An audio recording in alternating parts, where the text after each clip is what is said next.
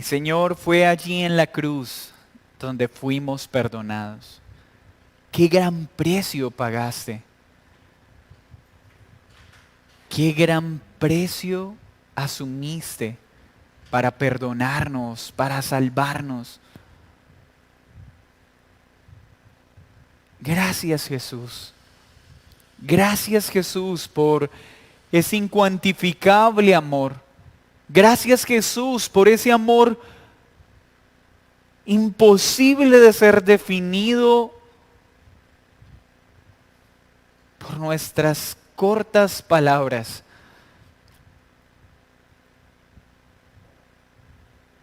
Un amor que nos anima, un amor que nos consuela, un amor que nos fortalece. Gracias por tanto amor. Te oramos por la enseñanza de esta noche y como siervo tuyo reconozco mis limitaciones, reconozco mi pobre condición y acudo a tu sabiduría, a tu denuedo, a tu ciencia, a tu gracia para poder predicar fielmente tu palabra. Gracias por los hermanos que se han conectado en esta noche para meditar en tu palabra y en tu verdad. En el nombre de Jesús, amén y amén. Mis hermanos, sin duda quisiera tenerlos cara a cara. Quisiera no tener que estar lidiando más con el frío de una cámara y poder verlos a los ojos, poder disfrutar de su compañía y poder juntos meditar en esta verdad. Pero ante la imposibilidad de hacerlo, le animo a que se esfuerce un poco y participe con gozo en medio de este estudio. Durante estos días he hablado con varios hermanos que me han dicho, pastor, no soporto más tener que estudiar y vivir la iglesia de esta manera. Y yo les decía, me alegra, me alegra que sientan eso, me alegra que sea molesto ver una enseñanza por internet, me alegra que sea molesto el estar imposibilitados para compartir con nuestros hermanos en carne y hueso. Ese es un buen síntoma, mi hermano, que esto no sea algo que se asemeje siquiera a la vida de iglesia. Este es un recurso útil, pero lejos de asemejarse a la vida de iglesia. Hoy vamos a estudiar una gran porción de la Escritura que vamos a ver en varios fragmentos en Hechos de los Apóstoles. Esta es una sección que va desde el capítulo 6, versículo 8, al capítulo 8:3. Es una sección bastante extensa que vamos a separar en pequeños fragmentos. Esta parte entonces, o esta macro sección, la he denominado Esteban el primer mártir. Ese es el tema que sobresale dentro de todo este ejercicio, el testimonio de la vida de Esteban como primer mártir o protomártir, que traduce lo mismo, el primer mártir. Y para estudio de hoy vamos a centrarnos en el versículo 8 al 15, viendo a Esteban como un testimonio de la llenura del Espíritu Santo. Entonces la sección completa es Esteban el protomártir o el primer mártir, y la porción de hoy, que es del 8 al 15, es Esteban, un testimonio de la llenura del Espíritu Santo. El miércoles anterior vimos la belleza de la iglesia como un organismo vivo. Un organismo que es guiado por el Espíritu Santo y de manera natural crece y se extiende. Pues un organismo vivo crece de manera natural. Esa porción fue del capítulo 6, versículo 1 al 7. Hoy entonces veremos del 8 al 15. Y vimos cómo en esa operación del Espíritu Santo, la iglesia tuvo que organizarse por causa de un enemigo interno, la murmuración. Y en esa murmuración el Señor guía a los apóstoles a organizar la iglesia, pues es un organismo vivo que también necesita organizarse. Y en esa organización surge un importante oficio, el oficio diaconal. Estos diáconos fueron escogidos por la iglesia y se escogieron 7 diáconos en total. Lucas se detiene para hablarnos de la labor ministerial de uno en particular, de Esteban. Por eso hoy el título de esta porción es Esteban, un testimonio lleno del Espíritu Santo, de la llenura del Espíritu Santo. Vemos cómo Esteban entonces es perseguido, cómo una vez más los escribas, los religiosos de la época emprenden persecución contra la iglesia. Y Lucas nos está centrando en un personaje en particular, vuelvo y repito, Esteban. Un episodio de persecución que ahora no solo implica el arresto de un hombre. Recuerden que ya hemos tenido varios arrestos movidos por el concilio o Sanedrín. Primero Pedro y Juan, luego los 12 y ahora tenemos a uno en particular. Los arrestos anteriores, aunque ocasionaron gran molestia en el Sanedrín y deseo de matar a aquellos que estuvieron presentes, terminaron en la libertad de aquellos que fueron llevados presos. Pero este arresto va a terminar de una forma distinta a los anteriores. Este arresto va a terminar con la muerte de uno de los diáconos escogidos por la iglesia. Creo entonces conveniente que para entender plenamente la labor de Esteban, entendamos la causa primaria de la forma en que vivió su corto ministerio, pero importante ministerio. Y la causa de esta labor es la llenura del Espíritu Santo de la que gozaba Esteban.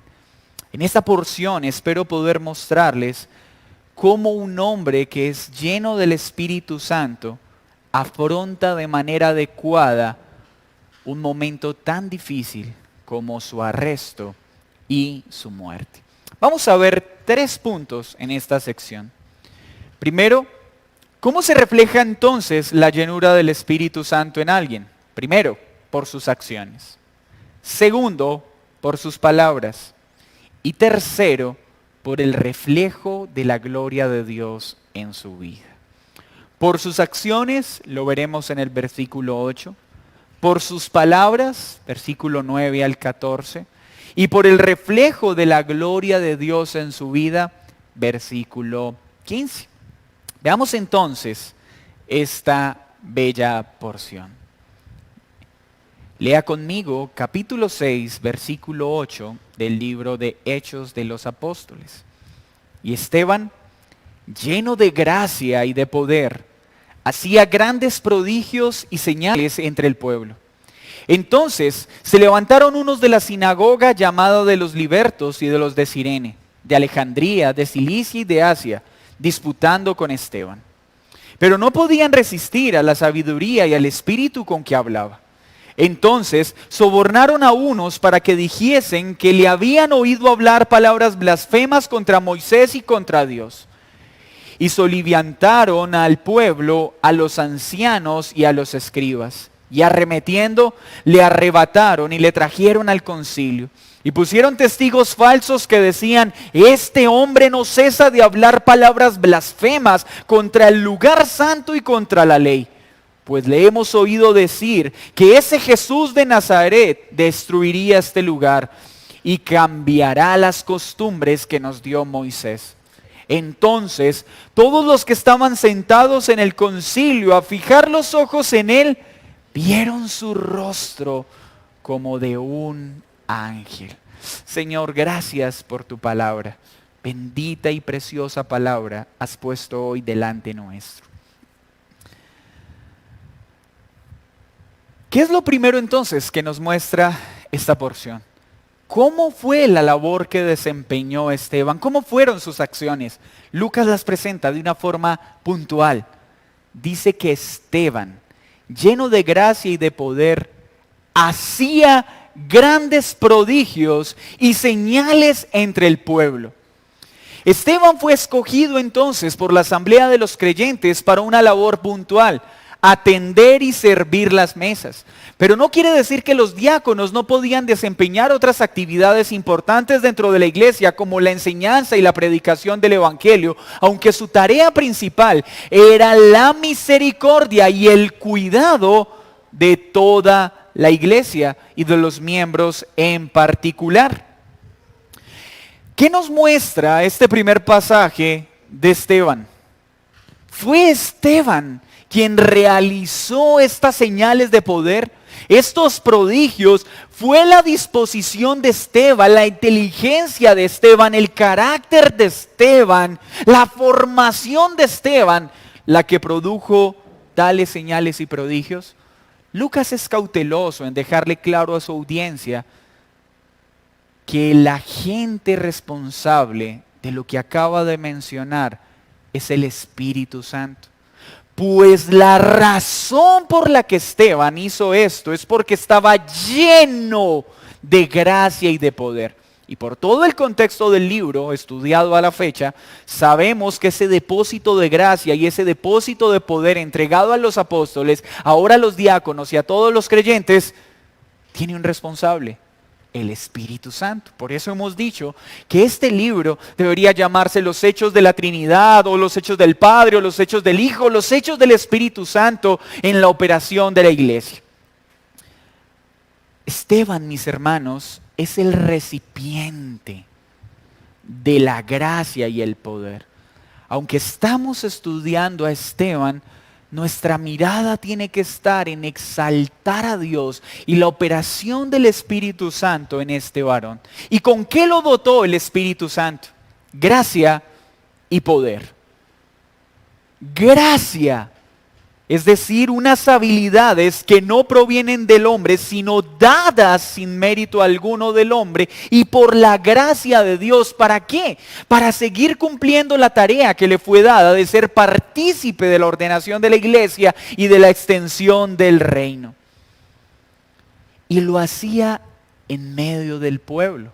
No dice solo que dentro de la iglesia, pues sabemos, mis hermanos, que todo aquel que Dios llama a servirle, no solo lo llama a servir dentro de la iglesia, sino fuera de ella. Uno de los males de aquellos que sirven en este tiempo al interior de la iglesia es que suelen ser muy diligentes en la iglesia local, suelen ser muy diligentes con sus hermanos, pero suelen ser muy negligentes en su labor en casa y fuera de la iglesia. Un hombre que ha sido llamado por el Señor y que ha sido lleno del Espíritu Santo, debe reflejarlo en sus acciones, no solo en la labor eclesial, sino en su casa y fuera de la iglesia. Este mundo requiere siervos de Dios que reflejen a Cristo en todo lugar. Qué fácil es ser un buen siervo dentro de la iglesia. Qué fácil es ser un buen diácono dentro de la iglesia. Pero qué gran responsabilidad tiene el diácono o el anciano de ser un excelente creyente en su casa. Pues ¿acaso la familia del creyente que sirve estará viendo algo distinto en su conducta en el hogar y en su conducta en la iglesia?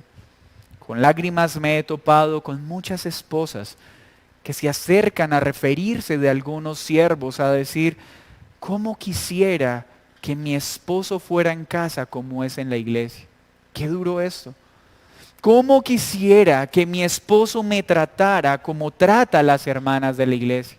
¿Cómo quisiera que mi esposo tratara a sus hijos como trata a los hijos de los hermanos en la iglesia? Eso no puede ser posible. Porque un hombre que ha sido llamado por Dios a servirle debe ser un reflejo de Dios en la iglesia, en su casa, pero también fuera de la iglesia, en el pueblo en general. Aquel que ha sido lleno por el Espíritu Santo debe reflejarse en su manera de vivir. Los hombres que no son creyentes, que no hacen parte de la iglesia local, que no hacen parte de su familia, deben ver evidencias en sus acciones. Acá tenemos un hombre que hacía prodigios y milagros. Quiere decir entonces que todo aquel que es lleno del Espíritu Santo hace milagros y prodigios. No olvide que esto aplica para el primer siglo en particular, en la cimentación de la iglesia y el respaldo del Evangelio. En este tiempo, todo hombre llamado a servirle a Dios debe estar lleno del Espíritu Santo y debe reflejarse en sus acciones. Pero quiero aclarar que en la extensión de esta enseñanza esto aplica para todos los creyentes, pues todos los creyentes han sido llenos por el Espíritu Santo.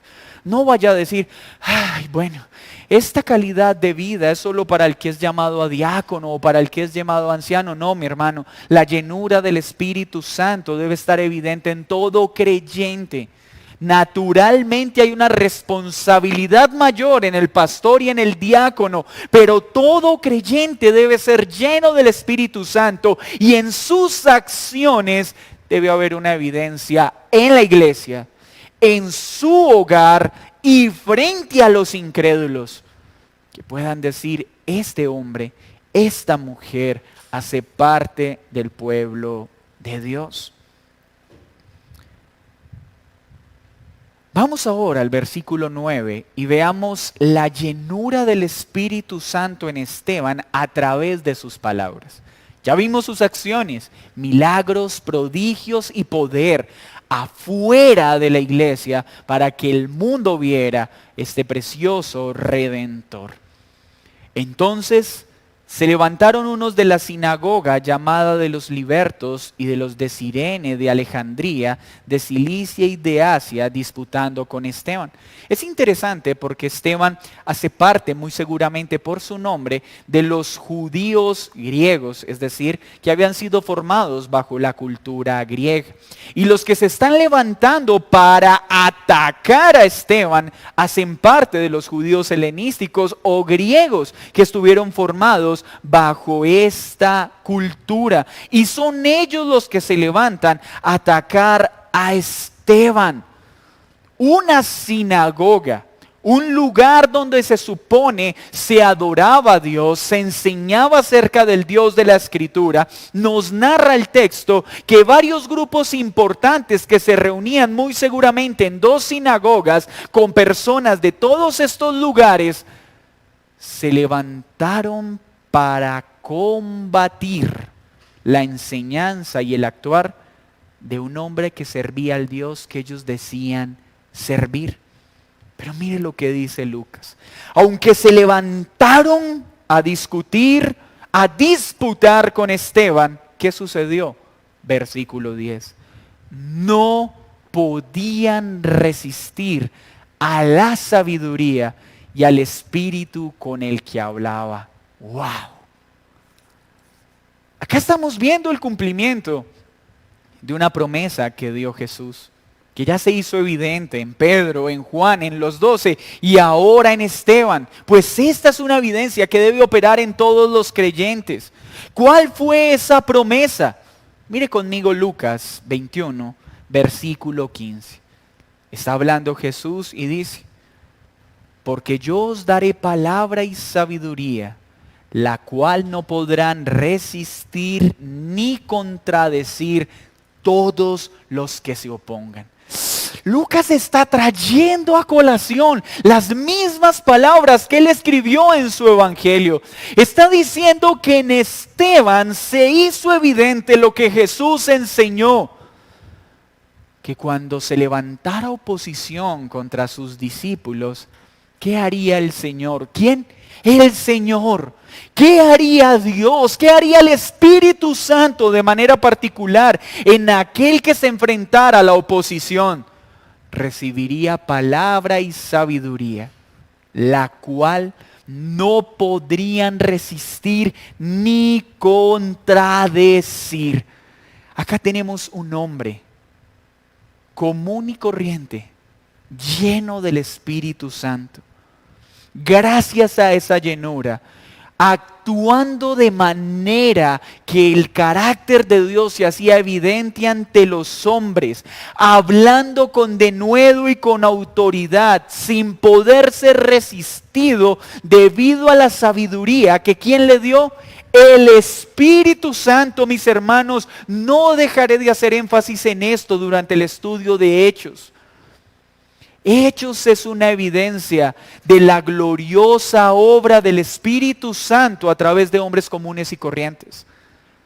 Estamos viendo a Esteban, pero toda la gloria y toda la honra le pertenece al Espíritu de Dios, que fue quien concedió sabiduría y habilidad para hablar. ¿Qué hicieron los enemigos? Versículo 11. Entonces sobornaron a unos para que dijesen que le habían oído hablar palabras blasfemas contra Moisés y contra Dios. Acá tenemos algo importante. Ante la imposibilidad de vencer a Esteban con argumentos, ante la imposibilidad de vencer a Esteban en un discurso retórico por la habilidad, la sabiduría y el denuedo, no les quedó otra alternativa que a estos perversos religiosos que sobornar a personas para validar los engaños. Mis hermanos, en esta historia de este primer mártir, vemos la operación también de Satanás contra la iglesia y contra cada persona en particular. Pues una de las formas en las que Satanás históricamente siempre ha atacado al pueblo de Dios es a través de la calumnia. Es muy común que Satanás movilice, incite a personas a levantar calumnias contra su pueblo y contra sus siervos. Por eso es muy importante, como dice la Escritura, que cuando se levanten calumnias contra los servidores de Dios, hayan varios testigos que lo corroboren. Y tenemos que evaluar si ese testimonio viene de una fuente confiable o es malintencionado. Porque Satanás siempre usará la calumnia para dañar a sus siervos y a su pueblo. Pero además, esta gran sección nos dejará ver que cuando Satanás nos logra dañar a través de la calumnia, estará dispuesto aún a producir la muerte de aquellos que son un obstáculo y un estorbo para que el reino de las tinieblas permanezca. Esteban es una evidencia de ello. Entonces sobornaron a unos para que dijesen que le habían oído hablar palabras blasfemas. ¿Por qué blasfemias? ¿Por qué no robo o otro tipo de cosas? Pues ellos sabían que el Levítico autorizaba apedrear a una persona por causa de blasfemia. Y miren la astucia de estos perversos religiosos. ¿Blasfemia contra quién? Contra Moisés y contra Dios. Esto acá puntualmente quiere decir hablar mal de Dios y hablar mal, engaño y mentira contra la ley. Cuando ellos dicen contra Moisés, no están pensando en Moisés solo como persona, no solo como profeta, sino que tienen en mente los primeros 5 libros de la Escritura. Y lo que están diciendo es, este está hablando mal de lo que enseñó Moisés, de lo que escribió Moisés y de lo que Dios ordenó a través de Moisés. Y está hablando mal de Dios, por lo tanto merece la muerte. Pero recordemos que en esa pecaminosa unión con Roma, los judíos tenían un convenio con los romanos, que no podían ejercer ninguna pena capital sin la autorización de Roma. Pero es tan perverso el deseo de estos religiosos que no les importó oponerse a ese acuerdo a Roma, no les importó arriesgarse a tener un conflicto con los romanos, y más adelante veremos que hicieron lo que sus perversos corazones deseaban: apedrear a un hombre inocente. ¿Qué hicieron entonces? Dice el verso 12, y soliviantaron, es decir, agitaron al pueblo, hicieron que el pueblo se sublevara a los ancianos y a los escribas. Recuerden que los ancianos y los escribas, muchos de estos muy seguramente hacían parte del Sanedrín. ¿Qué hicieron?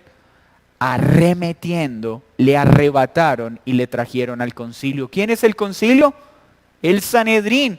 Una vez más aparece la crema innata del sistema religioso judío para proceder de manera pecaminosa. Una vez más traen en arresto de manera ilegítima a un siervo de Dios. Pero ¿cuál es la denuncia? ¿Sus milagros? ¿Sus señales? ¿Sus prodigios? No, mis hermanos. La denuncia es una: lo que él enseñaba. Acá podemos ver algo muy importante. Los hombres difícilmente tendrán problema con los milagros que Dios efectúa. De hecho, hasta los necios que se hacen llamar ateos negando la existencia de Dios, no tienen problema ni siquiera en anhelar un milagro. Pues muchos ateos en momento de enfermedad quisieran ver un acontecimiento sobrenatural que los librara de la enfermedad. En medio de una situación trágica anhelan ver un aspecto sobrenatural que transforme su situación. Los hombres no tienen problema con los acontecimientos sobrenaturales. No los niegan, los desean. No quiere decir esto que no hayan personas que nieguen los actos milagrosos de Dios. Pero hay algo más molesto para los hombres que los milagros y los prodigios. Es la verdad de Cristo, es la verdad del Evangelio. Pues muchos no tendrán problema en recibir un milagro de Dios, mas se molestarán si tienen que recibir la enseñanza de Dios. Es por eso que en muchos contextos tiene tanta fama gran jornada de sanidad y milagros, pues cualquiera puede ir y cualquiera anhela un milagro. Pero si el letrero cambiara gran jornada de arrepentimiento, gran jornada de predicación del Evangelio, pues las personas no quisieran ir, pues la gente quiere recibir de Dios, mas no quiere recibir a Dios y sus enseñanzas. Acá vemos entonces, mis hermanos, que el problema real en el corazón del hombre no tiene que ver con el poder de Dios, tiene que ver con lo que Dios enseña y demanda a los hombres. Por eso les era molesto Esteban, por eso les eran molestos los 12, por eso les fue molesto Pedro y Juan, por eso les fue molesto el crecimiento de la iglesia, por aquel de quien enseñaban, de Jesucristo. Esa era la molestia y necesitaban frenarlo como diera lugar. Y vieron que los arrestos no sirvieron de nada, pues la iglesia seguía creciendo. Ahora entonces, en medio del desespero, ya no intentarán solo con un arresto, pues ya no está Gamaliel para decirles: no hagan eso, varones. Ahora intentarán con el martirio de un hombre inocente. ¿Y cuáles fueron estas falsas acusaciones? Blasfemia. Pero, acabamos de decirlo, Moisés y Dios. Pero si este hombre es lleno del Espíritu Santo, puede serle juzgado que vive en contra de lo que Moisés enseñó. Mis hermanos, más adelante veremos que la vida misma de Esteban y su primer discurso y último discurso evidencian que en lugar de blasfemar contra Moisés y contra Dios, él creía de forma correcta lo que Moisés y Dios enseñaba. Y va a sentar en el banquillo al Sanedrín, como lo hizo Pedro y Juan, como lo hicieron los 12, para mostrar que la equivocación en la interpretación de la ley no estaba en él, sino en ellos. Así pues, Esteban nos muestra la llenura del Espíritu Santo en sus acciones, pero también en las palabras que enseñó. en las palabras que anunció, en el testimonio que dio de Cristo a los hombres. Un hombre lleno del Espíritu Santo siempre estará buscando el momento oportuno para hablar de Cristo. Y cuando ellos dicen que está hablando de cambiar las tradiciones, y cuando dice que ellos estaban perturbando al pueblo con cosas acerca de Jesús, quiere decir que Esteban estaba haciendo bien su tarea, solo que ellos torcieron lo que Esteban estaba enseñando. Pues cuando Jesús habló de destruir este lugar, en primera medida estaba hablando de su cuerpo, de que cuando Él fuera destruido, al tercer día resucitaría. Pero también estaba anunciando y profetizando lo que sucedería en el año 70, cuando el templo en Jerusalén sería destruido. Esteban estaba enseñando esto. ¿Por qué? Porque Jesús lo enseñó, porque los 12 lo enseñaron. Sí, Jesús murió, pero resucitó. Los hombres intentaron destruirlo, pero no pudieron. Así que estas acusaciones falsas muestran una distorsión de la verdad de la enseñanza de Esteban. Es decir, que un hombre lleno del Espíritu Santo no solo actúa de manera correcta, sino que continuamente tiene en su boca la verdad del Evangelio, sin importar cuán molesta pueda ser esta para sus oyentes. ¿Y por qué dicen cambiar las costumbres que nos dio Moisés? Pues esto también nos deja ver de manera implícita muchas de las enseñanzas que dio Jesús y muchas de las enseñanzas que dio los apóstoles. Pues ¿acaso no es la misma palabra la que le enseñó a la mujer samaritana que la adoración ya no era en un lugar, sino que Dios ahora estaba buscando adoradores en espíritu y en verdad, y que ahora la adoración no estaba limitada por un lugar físico? Ellos entonces están torciendo una verdad de una enseñanza correcta. Sí, van a cambiar las costumbres porque el Evangelio transforma todas las costumbres, porque el Evangelio transforma todas las culturas. Pero estos hombres están torciendo la verdad de la enseñanza de Esteban para llevarlo a la muerte.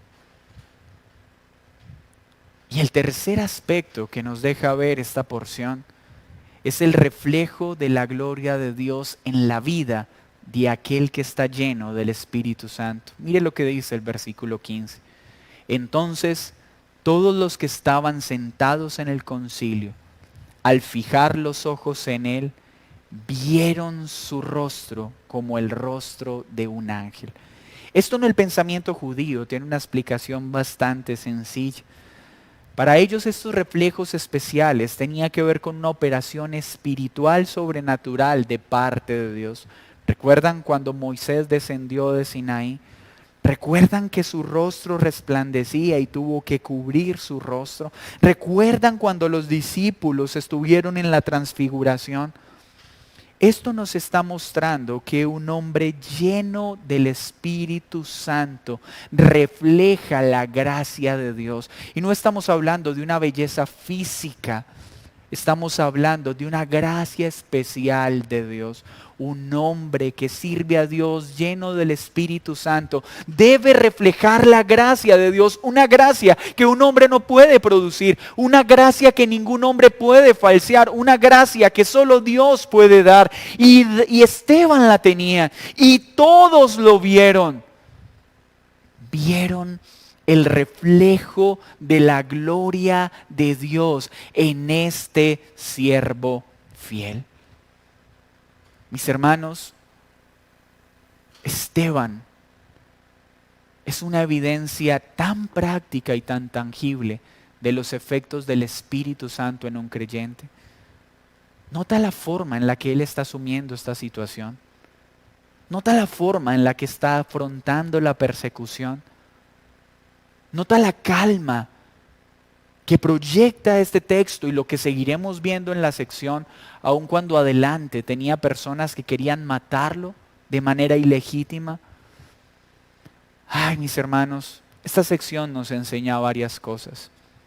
Primero, Cuando alguien es lleno del Espíritu Santo, lo cual sucede solo mediante la fe en Jesucristo, podrá asumir con toda entereza de carácter, por la gracia de Dios y por su sabiduría, toda circunstancia difícil.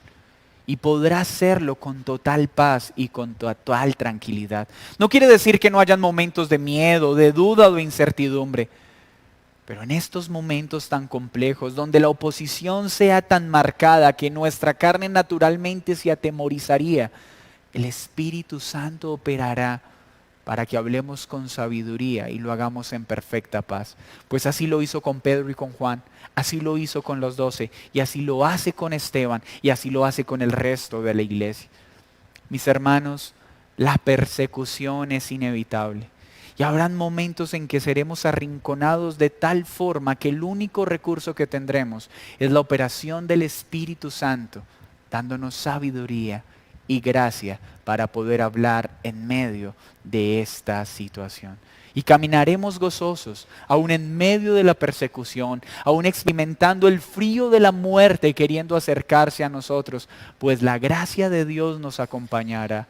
Y anhelemos que en ese momento muchos puedan ver en nuestro rostro la gloria de Dios, que seamos un resplandor del carácter de Cristo para que muchos vean y crean. Vemos entonces que la operación del Espíritu afecta de manera práctica en 3 aspectos específicos a todo creyente. Primero, en su forma de actuar. Y quisiera hacerles una pregunta, mis hermanos, pues reitero, la llenura del Espíritu Santo no es algo propio solo de los pastores o de los diáconos. Es algo propio de cada creyente. Tus acciones reflejan el poder de Dios. Yo no te estoy preguntando si tú haces milagros.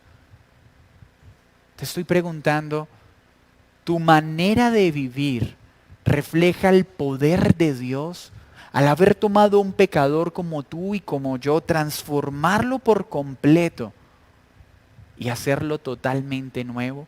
Tu vida es un reflejo del poder de Dios. Tu vida es un reflejo de cómo Dios toma viles pecadores para hacerlos personas santas que aman el bien y ahora odian el mal. Pues todo aquel que es lleno por el Espíritu Santo lo evidencia en sus acciones, en su actuar. Tus palabras. ¿Se te acusa por hablar de Cristo? Las personas que te rodean escuchan el mensaje de la verdad. No solo en la iglesia, en tu casa. En tu casa tu familia continuamente escucha de tus palabras la verdad de Cristo como Señor y Salvador, la verdad de que Él vino y cambió el sistema religioso perverso y reveló el espíritu de la ley y nos dio la facultad para vivir conforme a los términos de su palabra. ¿Lo hablas en tu casa? Tus acciones muestran coherencia entre el amor que muestras para con la iglesia y el amor que muestras para con los tuyos y la gracia de Dios para con los incrédulos. ¿Eres molesto al sistema religioso moderno que solo habla de prosperidad, de materialismo, que pone al hombre como el centro de todas las cosas? ¿Eres un estorbo a esa enseñanza? Y digo estorbo por causa de lo que enseñas, no por la forma molesta en la que algunos lo hacen. De manera respetuosa y humilde, pones freno a las falsas enseñanzas al predicar la verdad de Jesús, pues todo creyente lleno del Espíritu Santo debe verse en lo que hace y en lo que habla en la iglesia, en su casa y fuera de ella. Aprendemos también de esto, hermanos, y el texto lo ha enfatizado. La persecución es una realidad de la iglesia, no esperes algo menos. Y ya lo estamos viendo en nuestro país. La persecución contra la iglesia siempre va a existir. ¿Acaso ya no estamos viendo gobernantes que se atreven a blasfemar diciendo que la iglesia es un problema o un riesgo 500 veces mayor que un día sin IVA, esto no es un atentado contra el valor de la iglesia, contra la responsabilidad que la iglesia está mostrando en este tiempo de pandemia, al querer establecer protocolos de bioseguridad para garantizar la salud de los que se reúnen.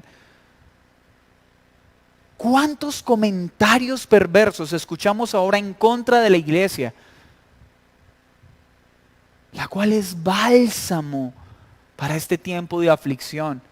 Y muchos gobernantes lo están presentando como un obstáculo, como un problema. Ay, mis hermanos, la persecución siempre va a existir. Y no solo como iglesia local, de nuestros familiares, de nuestros amigos, que se burlarán de nosotros por lo que creemos o por cómo procedemos. Pero no nos desanimemos por la persecución. Hace parte de nuestra realidad. Como lo hemos visto, gocémonos cuando ésta venga. Y estemos seguros, mis hermanos, que cuando ésta llegue, como lo hizo el Señor con Pedro y con Juan, como lo hizo el Señor con los apóstoles, como lo está haciendo con Esteban y lo veremos en el resto de la historia, estamos seguros que lo hará con nosotros. Tal vez algunos puedan salir bien librados, como Pedro y Juan en el primer arresto, como los apóstoles en el segundo arresto, o otros tengan que enfrentar la muerte, tengamos que enfrentar la muerte como lo hizo Esteban. Pues este hombre sirvió a Dios, pero su ministerio no es tan extenso como muchos creen, pues su ministerio duró un solo discurso, el cual trajo consigo la muerte. Hermanos, unos serán llamados a servir mucho tiempo, otros tal vez servirán días, tal vez servirán semanas, o tal vez sean llamados a una sola actividad y luego venga la muerte. Sea cual sea la duración del ministerio que el Señor nos dé, lo haremos con alegría y gozo. Porque no nos importa cuán extenso o brillante sea la labor que efectuemos, sino que lo que hagamos sea para la gloria del Señor. Y por último, quiero hablarle a aquellos que no han puesto su fe en Cristo. Muy seguramente tú eres de aquellos que una y otra vez ha levantado blasfemias contra los creyentes, burlándote de ellos, distorsionando lo que ellos dicen. ¿Y crees que con esto estás haciendo bien? ¿Crees que has hecho bien al ridiculizar al pueblo de Dios? Mira, cuando tú te levantas contra un siervo de Dios, no es contra el siervo contra quien estás hablando. Estás peleando directamente con aquel a quien él sirve. Y quiero hacer una diferenciación. Está muy bien aquellos que cuestionan a esos líderes religiosos que de manera perversa proceden, engañando y manipulando a la gente, enriqueciéndose a costillas de la fe, manipulando la verdad de la palabra y engañando a las masas. Está bien que no soportes eso, está bien que eso te moleste, pues haces bien. Pues esa teología de la prosperidad, la manipulación con los milagros, esos circos que hoy muchos hacen en nombre de la fe, no son promovidos por la Escritura. Está bien que ello te moleste, pero que tú utilices eso para denigrar de Dios, de la iglesia y del pueblo de Dios, te mete en serios problemas. Porque una cosa son estos falsos maestres, estos herejes que manipulan las masas, y otra cosa es que hagas juicios incorrectos y blasfemias contra aquellos que limpiamente, conforme a la palabra, sirven a Cristo. Porque no estarás levantándote contra un hombre cualquiera, sino contra Dios mismo. A ti te invito a que te arrepientas, a que vengas a Cristo, a que pidas perdón y entiendas que Dios no está siendo representado por estos falsos maestros que se enriquecen usando la fe, sino que Cristo está representado por aquellos que a través de la palabra de Dios viven conforme a esa palabra y representan a Cristo. No seas más necio, no menosprecies más a Cristo, no desprecies más la iglesia. Ven a Cristo, que Él te perdona y te da vida eterna. Demos gracias a Dios y oremos. Señor, muchas gracias por tu palabra. Gracias por tu verdad. Gracias por enseñarnos la realidad del Evangelio. Y gracias por dejarnos ver en Esteban muchas características de un hombre lleno del Espíritu Santo. que de nosotros un día se pueda decir lo mismo, que nuestras acciones, que nuestras palabras y que nuestro rostro mismo es un reflejo de la gloria de Cristo. Guarda esta iglesia local y ayúdanos a vivir conforme a tu palabra. En el nombre de Jesús. Amén y amén. Muy buenas noches para todos mis hermanos. Que el Señor les guarde.